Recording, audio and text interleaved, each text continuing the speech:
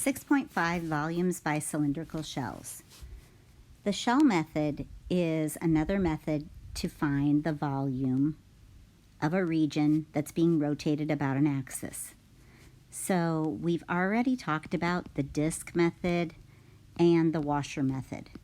And in those two methods, we drew representative rectangles from the axis of rotation that were perpendicular to the axis of rotation. So our representative rectangles were drawn, and I'm just going to put this little upside down T, perpendicular to the axis of rotation. Where in the shell method, which is what we're going to learn right now in this lesson, our representative rectangles are parallel to our axis of rotation. So representative rectangles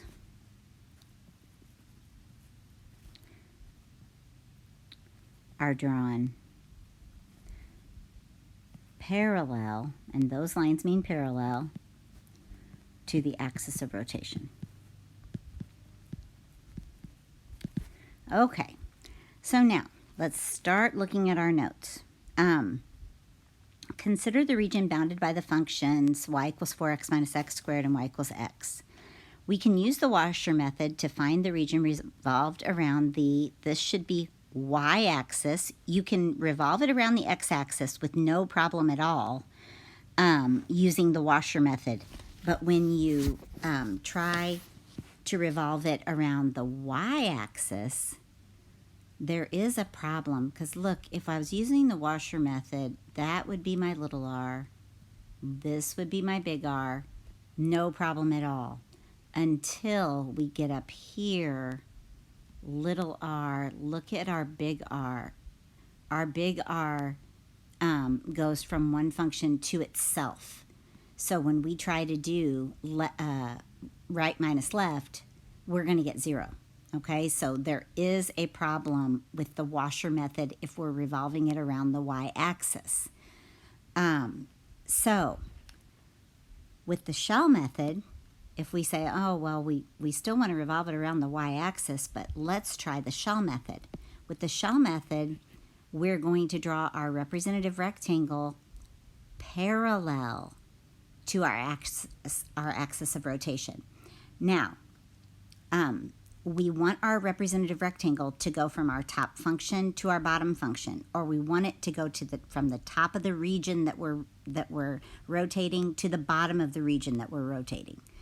Okay, and what the shell method does is it uses these shells, like when I'm revolving it here, I'm going to have a thickness of a shell, and I'm going to be adding all of those up, and because I might have one here, and that would be this one, right? I might have one here, I might have one here, one here, one here, one here. We would add all these up. What is a quick way to add those up? Integrate. So we're going to be integrating the volume of these shells, okay? So as you can see right here, they have a little picture of the shell. The width of the shell is going to be delta x for this one. Now, notice that if I was taking my representative rectangle and I was looking at how wide it was, that it is along the x-axis, that means I'm going to have x integration. And if I look at this and look at the height of it, that is going to be this distance. I'm going to use a different color here. So there's the height of my shell. Now look what the radius of my shell would be. Okay, that's the radius. Well, that is just the x value. Like, you know, for this one, that's the radius. Well, you know, so if I say I'm going to integrate from 0 to, and I would integrate to the point of intersection here, I would integrate from 0 to 3 along the x here. You know, your r is changing for all those. So you can just make that x. So if you take this and you open it up, like let's say we're just going to cut and then open it up, it's going to look like that. And you can see that if we were going to take the volume of this, length times width times height, it's going to be your length ends up being the circumference of that circle. Okay, so this is the circumference of that circle. This is going to be the height there that is your representative rectangle. And then this right here is the thickness of it. So there's your length times width times, times height. You can think of it like that. So we're going to go ahead and find our volume here. Integral from 0 to 3, because that's where they intersect, okay? And this is going to be 2 pi r, which our r is x, right? We said our r was x, times, and then this is going to be our 4x minus x squared minus x, and then times dx. So I can bring that 2 pi out in front, integral from 0 to 3. This is going to give me x times 3x minus x squared dx. 2 pi integral from 0 to 3, 3x squared minus x cubed dx. So now I can actually integrate. This is going to give me x cubed minus 1/4 x to the 4th from 0 to 3. And so 3 to the 3rd minus 1/4 times 3 to the 4th, and then minus, put zeros in, I'll get 0, so I don't need to do that. 27 minus 27/4, or no, not 27/4, 81/4, sorry.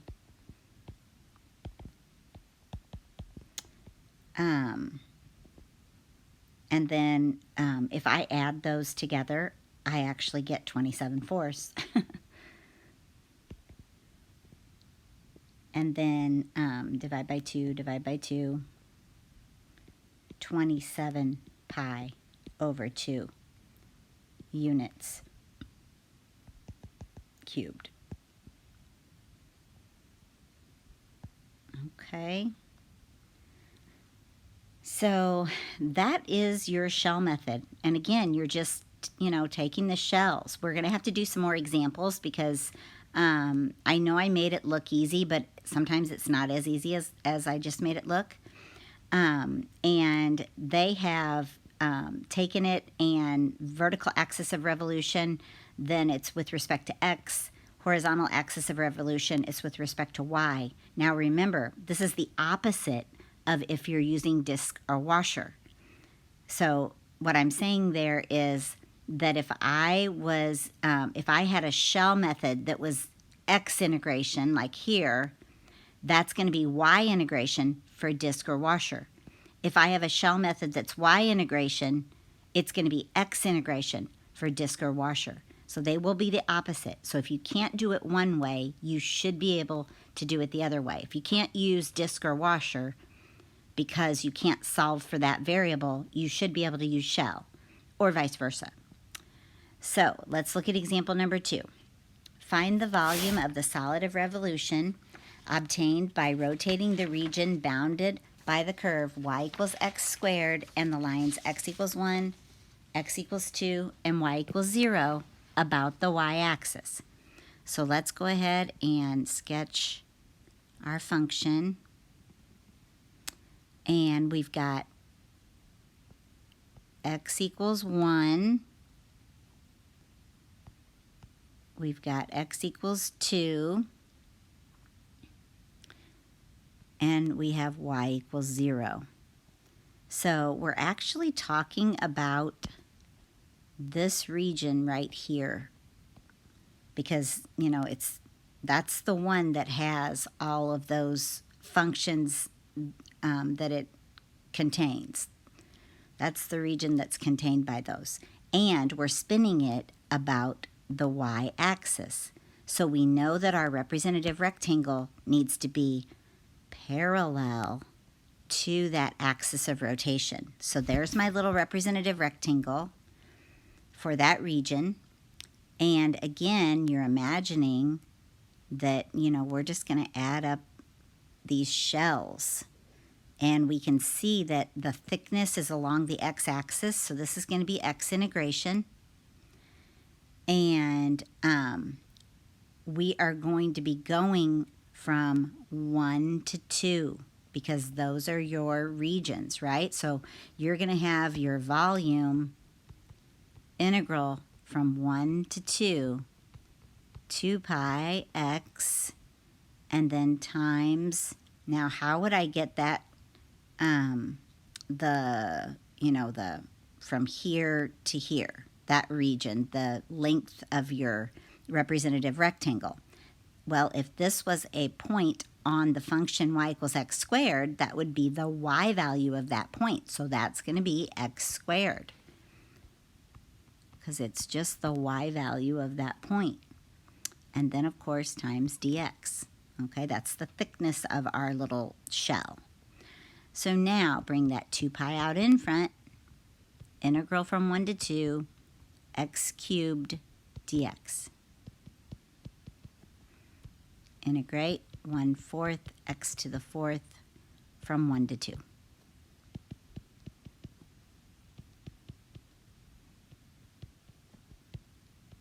Now on this one, you got to do 1/4 2 to the 4th minus 1/4 1 to the 4th. And so 16/4 is 4, 1/4. So this is 15/4. Divide by 2, giving us 15 pi over 2 units cubed. Okay. Find the volume of the solid of revolution obtained by rotating the region enclosed between y equals 2 over x and the line x plus y equals 3. I'm just going to quickly put this in slope-intercept form so that I can sketch a quick graph of it.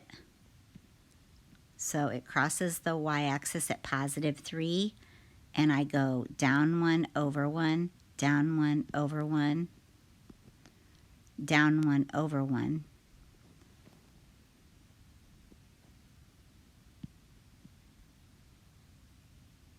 And so there's your y equals negative x plus 3. For your other function, y equals 2 over x, it's probably a good idea to just make a little chart real quick. You can't have 0, it's undefined.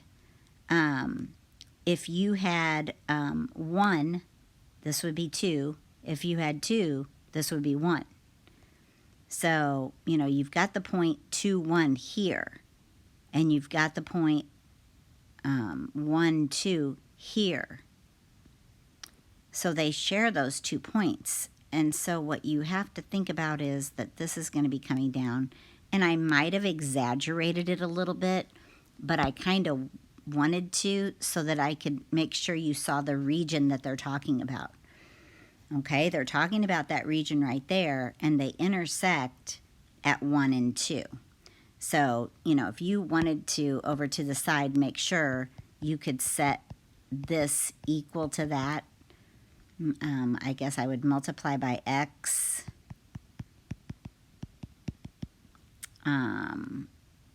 Maybe move everything over and factor, just to make sure that this is the point of intersection. So this would be a -2 and a -1, giving us x equals 2, x equals 1 as the point of intersection. Okay, so 1 and 2. It's really important that we figure out what that region is.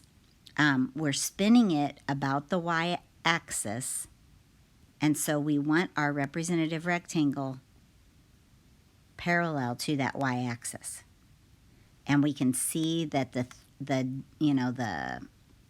the width of that rectangle is a delta x. This is going to be x integration. So let's go ahead and try and get it started. And again, if you wanted to imagine, you know, you're going about, it would end up being like that, you know. That would be like the picture of your shell that you're trying to figure out. So if you picked this point right here, to try and figure out what your radius is there, you know, you've got to figure out what that radius is. Is it going to be, like if we integrate here from 1 to 2, will that always cover our radius? And it seems like it will, okay? So that radius is going to be x. And then to try and figure out like what, and I'll do that in a different color, what this is, top minus bottom. So that distance is going to be, what's your top function? It's negative x plus 3. And then minus the bottom function, 2 over x. So that's going to be your, in some books they call that p of x. I can't remember, did they call that p of x? They called that f of x up there. Anyway, some books call it p of x, the height of your shell. So now let's go back to our function here, 2 pi x times negative x plus 3 minus 2 over x dx. And so we'll bring our 2 pi out in front, integral from 1 to 2. I'm going to go ahead and distribute my x, so negative x squared plus 3x minus 2.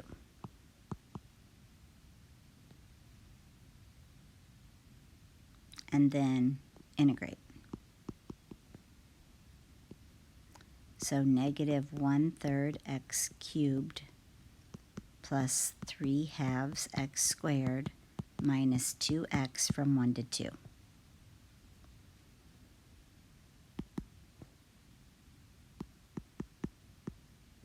So now we're going to put our 2 in.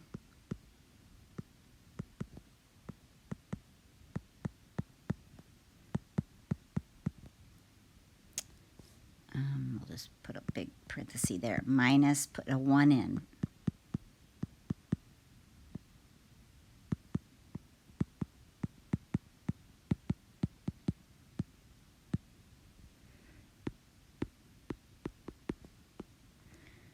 Okay, so negative 8/3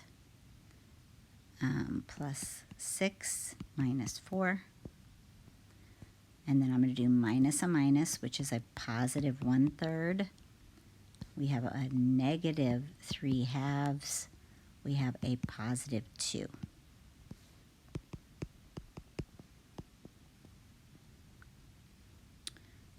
Six minus 4 is, so I'll just look at that as 2 and another 2, giving us 4.